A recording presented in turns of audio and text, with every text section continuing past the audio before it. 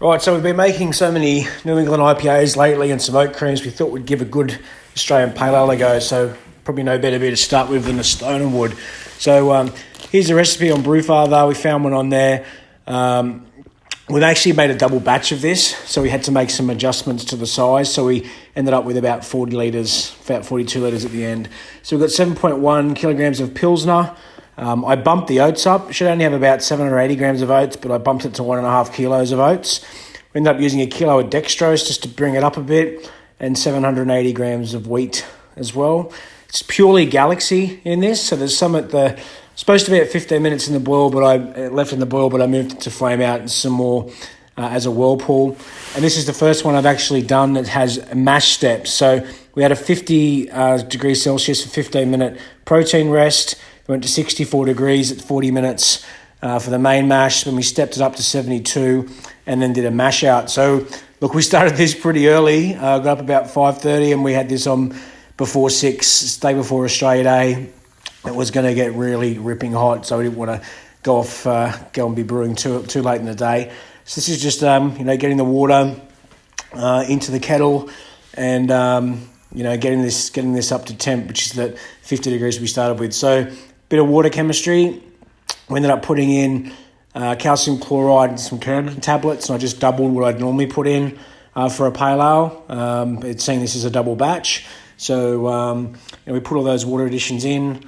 Into the water. I normally do all my stuff in the water first, and then I move it out into my kegel, which is my HLT, just to bring it back to Sparge with, so that all of the water additions are done on all of the water. There's a bit of phosphoric acid that we put in as well, just to bring the pH down, which I doubled what I normally put in there also. So that's in there now. So I haven't used the programs in the Guten before, but I did use it this time, and we basically put the steps in. So I had 50 degrees at 15 minutes for the protein rest. Then we had 64 degrees for 40 minutes, which was your main mash step. We then had the next step, which was 20 minutes at 72 degrees. And the last step out, which is basically just a mash out, 10 minutes at 78. So I stored all these in.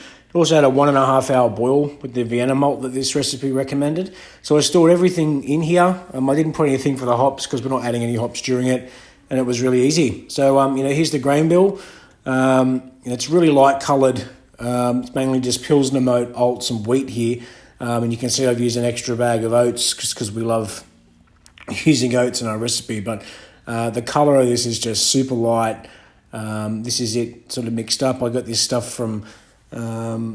Mates Rates up in Queensland. Just comes down in a bag already milled up, which is awesome. But yeah, still the oats in there as well, so it looks super light. So all the waters are in. We've basically now just pumping out some water into the HLT and leaving 25 litres in here so we can mash in. We got all the water into the kegel, and we got the pipe in and started putting the grain in. Now, because we've got so many oats and wheat in here, I ended up putting in some rice husks. I didn't put heaps in there, but I wish I had to put some more because was a little bit thick and it was very hard to sparge with at the end. It was taking ages for the water to sparge through the grain bed. So I'd probably up the rice husk next time. But we got it in. The mash went pretty well with the stepping. It was really simple using this. Using the step mash, and I said I haven't done one before. So this was the first protein rest we've done. This is then coming up to temp on step 2, which is getting up to 64 degrees for 40 minutes, and we got a bit of recirculation going as well. I couldn't circulate much more than that, but that was fine. If anything more than that, it was starting to build up. It was a pretty thick grain bed, but it was circulating pretty well. So this is up to now step 2.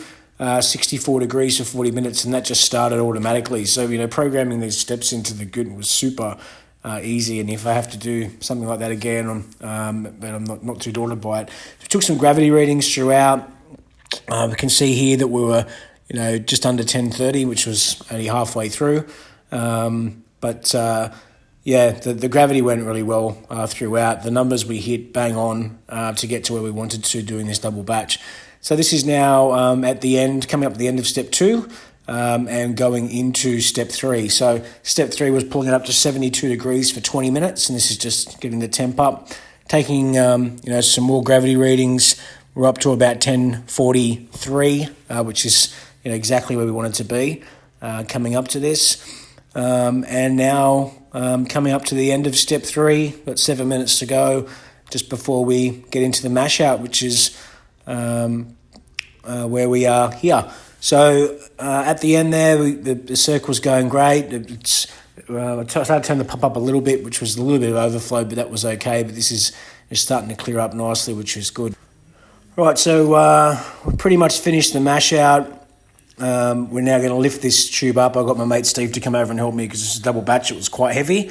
And we're just now about to get to the point where we're sort of going to sparge. So set this now, the next stage was to come up to the boil. But as we do that, we just started to sparge and get that water in there and through the grain bed as much as we could.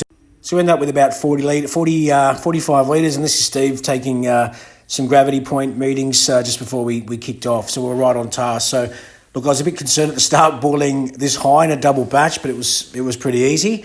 The boil was pretty, we're at 45 litres to start with. We ended up getting down to about 40 litres at the end. So some of our additions that we've got, we had a couple of Werflock tablets because it's double batch and some yeast nutrient. We got Galaxy to go in at flame out. It was supposed to be at 15 minutes, but we moved it forward.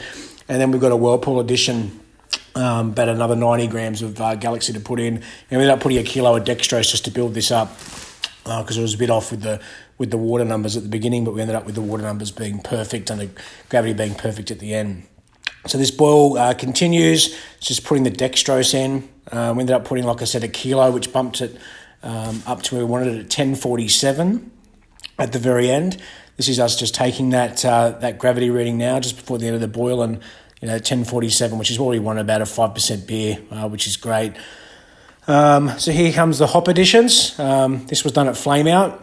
So we put the first roll of Galaxy in there, which smelled awesome. And then this is the second edition of Galaxy going in a moment, which will pop in. But it's just a single Galaxy edition on this stone and wood. So this is us now putting it in. This went in about 95 degrees and stayed in there till about 82 degrees, which is about 20 minutes, which was fine. So we basically now just getting the cube sanitized, which was already done. Open this up and just fill in this cube up. We got 20 litres each, so I used the cube, and then in Steve's one we actually had one of the Kegland bags that we used, which is really simple. So second time using it. So this is just a bag.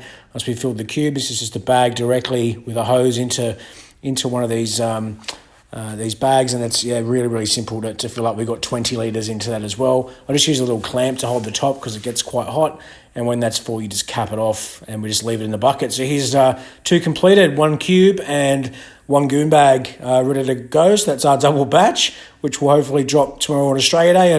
And that's pretty much it. So thanks for watching, and I hope you enjoyed another successful brew day.